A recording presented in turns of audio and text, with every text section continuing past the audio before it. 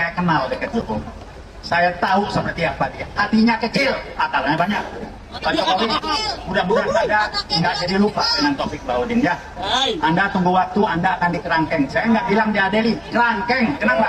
Anda PKI gaya baru. Anda mengeluarkan Kepres nomor 8 bulan Februari tahun 2024 yang mengatakan dalam G30 PKI 65 PKI adalah korban. Sekarang bulan September kita akan memperingati G30 PKI yang memberontak dan akan menggulingkan putih. Jadi Pak Jokowi tolong dikerangkeng, dia jadikan sebagai hadiah nangkap PKI gaya baru di bulan September ini, di mana bulan September adalah ulang tahun gerakan G30 PKI. Dari arena perdata sudah, dari Salatiga sudah, terus tolok ukurnya mana lagi? Berarti bukti permulaan itu sudah jelas. UGM sudah nyatakan asli, berarti kan terjadi dugaan pelanggaran atau dugaan terjadinya perbuatan tindak pidana, pencemaran nama baik orang. UGM juga nggak bunyi-bunyi juga, cuma ngomong doang. Ya kalau seandainya bilang palsu, bilang dong palsu. Kau bilang asli, kenapa nggak tersinggung? Hajar dong. Munculkan, jangan Pak Jokowi aja, UGM muncul. Kami melaporkan orang-orang ini walaupun mereka alumni karena telah mencemarkan nama baik UGM. Assalamualaikum warahmatullahi wabarakatuh. Om Swastiastu, Namo Buddhaya, salam kebajikan. Sahabat-sahabat dimanapun juga berada, tuntutan penangkapan Roy Suryo sungguh luar biasa ya. Kenapa? Karena memang fakta-fakta yang ada hari ini memberikan kesimpulan besar bahwa Polda Metro Jaya sangat lalot dalam menangani kasus ini. Padahal seluruh bukti-bukti ujaran kebencian mereka di media sosial itu betul-betul terpantau dan merupakan fakta yang tidak bisa dibantah oleh siapapun. Apalagi tuduhan awalnya itu kita tahu bahwa Pak Jokowi pernah dituding melakukan pemalsuan ijazah, lalu kemudian dibarengi dengan tudingan-tudingan bahwa Pak Jokowi adalah PKI gaya baru, dan itu terus dikapitalisasi oleh para kucuk pemburu ijazah Pak Jokowi. Sehingga apa yang disampaikan oleh Pak Riki Sitohan yang merupakan salah seorang purnawirawan Polri bersama dengan Susno Duwaji, saya kira ini juga mengkonfirmasi betapa alat bukti sebenarnya sudah cukup kuat. Jadi wajar kalau netizen, kalau kita membaca kolom komentar terkait dengan kasus ini, 99% ingin menggeruduk Polda Metro Jaya karena dianggap lelet di dalam menangani kasus ini. Seperti apa komentar-komentar yang selama ini mereka seluntingkan untuk Pak Jokowi maupun Gibran, dan bagaimana pandangan daripada para purnawirawan Polri yang punya pengalaman panjang sebagai penyidik, ini kita simak secara bersama-sama. Kalau bicara hukum sudah selesai. Ya. Kalaupun KPU ya membuat keputusan KPU itu, kalau di pengadilan mau keputusan apapun itu tetap bisa dihadirkan.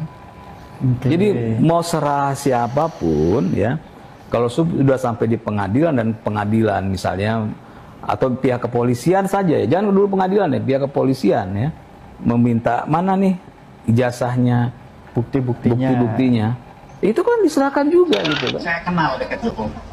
Saya tahu seperti apa dia. Hatinya kecil, akalnya banyak.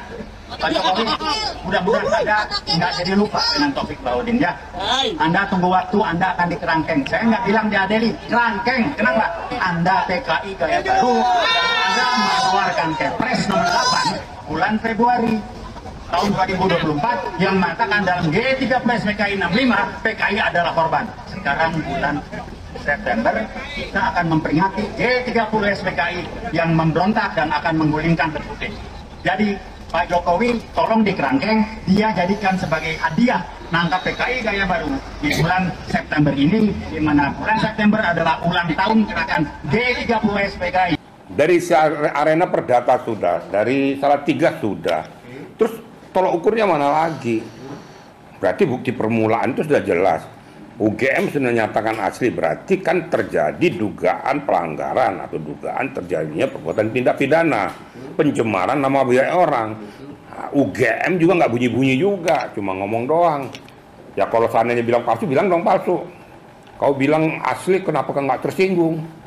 Hajar dong. Munculkan, jangan Pak Jokowi aja, UGM muncul. Kami melaporkan orang-orang ini walaupun mereka alumni karena telah mencemarkan nama baik UGM.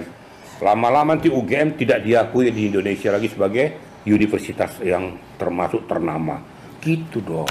Sepanjang wakil kita yang namanya DPR itu menjalankan fungsinya, kasus ijazah palsu ini menjadi panjang juga diantaranya karena lembaga-lembaga negara ini tidak bekerja sesuai dengan fungsinya. Misalnya dugaan pemalsuan ijazah saudara Joko Widodo atau dugaan ijazah palsu sempat kami bawa ke Ketua DPR RI saat itu Puan Maharani. Di sebuah komunikasi publik wawancara menyatakan ya kalau ada bukti silahkan bawa ke DPR. Begitu kami mau bawa ke DPR, kami malah diusir oleh Pamdal. Terjadi dorong-dorongan saat itu. Saya tidak memihak di sini, tidak memihak sini. Saya pakai kacamata hukum, yaitu selaku mantan penyidik. Gampang nggak Pak Susno buktikan itu? Gampang sekali. Kenapa gampang sekali? Ini ijazah yang dipersoalkan. Pemilik ijazahnya masih hidup. Lembaga yang mengeluarkan masih ada, yaitu Universitas Gadjah Mada. Dan UGM ini adalah salah satu universitas yang kredibilitasnya cukup terkenal, bahkan cukup sangat terkenal di Indonesia maupun di fora internasional. Tinggal bagaimana caranya? Ya datang aja ke UGM, Pak, ini ijazahnya beliau ini dilaporkan palsu.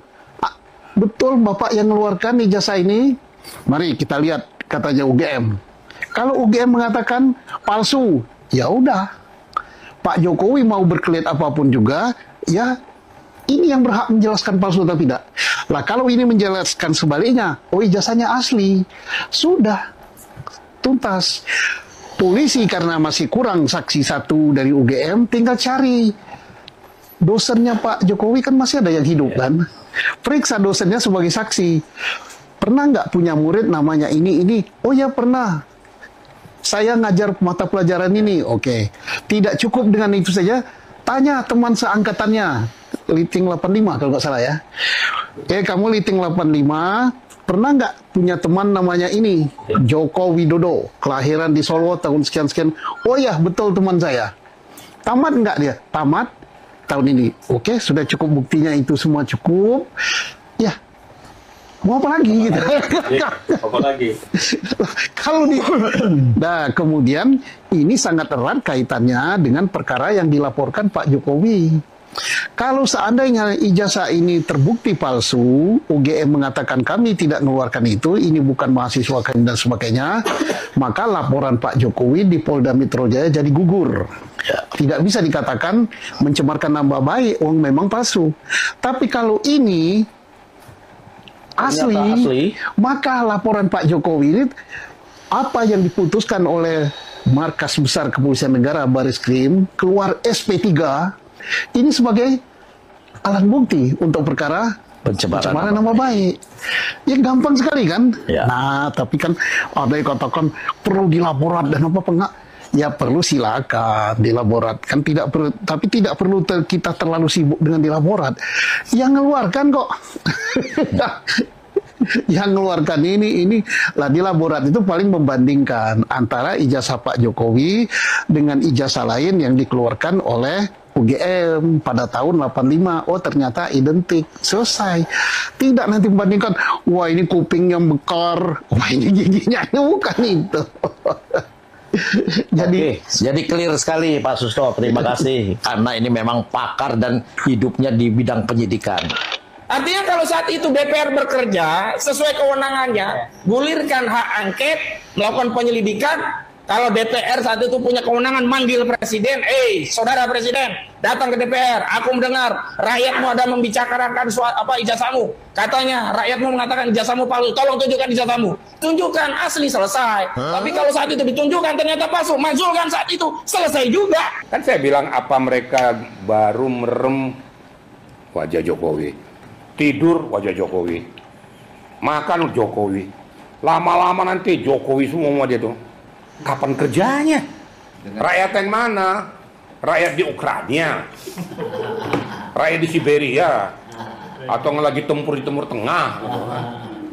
Kalau rakyat Indonesia ya sudah pada umumnya saya lihat, setiap saya speak up itu ya 99% itu mencerca mereka, tapi nggak tahu sudah apa rai gedek, nggak ngerti juga saya itu.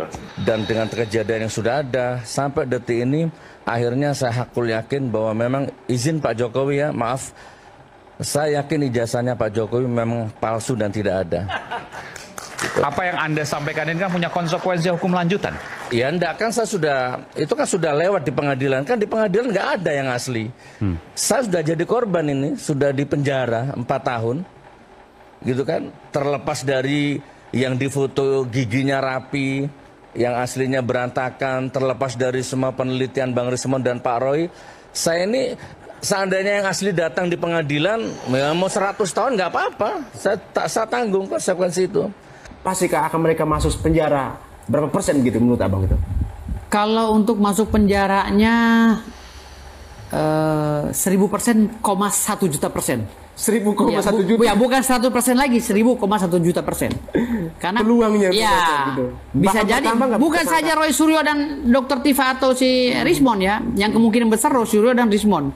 Tapi yang lain-lainnya juga yang menjadi provokator, yang ikut menyediakan alat dan lain-lain itu bisa kena juga. Karena semua nih bisa pasal 55 ikut serta dan berbuat kejahatan nih. Pasal ikut serta dalam berbuat kejahatan dan menyiapkan alat kejahatan untuk berbuat jahat. Dan menyiapkan alat kejahatan. Apa yang membuat Polda Metro Jaya sampai hari ini belum juga bergerak dari tempat duduknya? Seolah membiarkan masalah ini berlarut-larut. Padahal kalau kita mendengar paparan daripada Pak Riki Sitohan maupun Pak Susno Duwaji, saya kira sangat jelas ya arahnya. Bahwa fakta-fakta itu sudah nyata, terang benderang seterang Monas. Tetapi sekali lagi ini menjadi pertanyaan besar buat seluruh rakyat Indonesia. Karenanya ancaman-ancaman bahwa akan demo Polda Metro Jaya, saya kira itu sangat wajar ya. Karena rakyat sudah geram. Coba perhatikan saja komentar-komentar netizen. Ketika dibaca di seluruh video-video yang terkait dengan Roy Panji CS, ya pasti hal yang paling sering diulang-ulangi itu adalah bagaimana supaya mereka semua para kucuk pemburu ijazah Pak Jokowi ini itu ditersangkakan, dan bahkan banyak di antara mereka juga yang menyarankan untuk melakukan demo besar-besaran terhadap Polda Metro Jaya. Oleh karena itu, sekali lagi ini adalah hari Kamis dan besok adalah hari Jumat. Harapan terbesarnya ya bagaimana supaya Polda Metro Jaya bisa menetapkan mereka ini menjadi tersangka, sehingga bangsa ini bisa fokus melakukan hal yang jauh lebih positif, tidak lagi mengurusi isu-isu recehan, isu-isu murahan, sampah yang sengaja digaungkan oleh mereka para kucluk yang sakit hati ini terhadap Pak Jokowi demi untuk mengganggu keamanan dan kenyamanan berbangsa dan bernegara kita. Saya kira demikian sahabat ya. Mudah-mudahan video ini ada manfaatnya. Wallahul muwaffiq ila aqwamit thariq. Wassalamualaikum warahmatullahi wabarakatuh.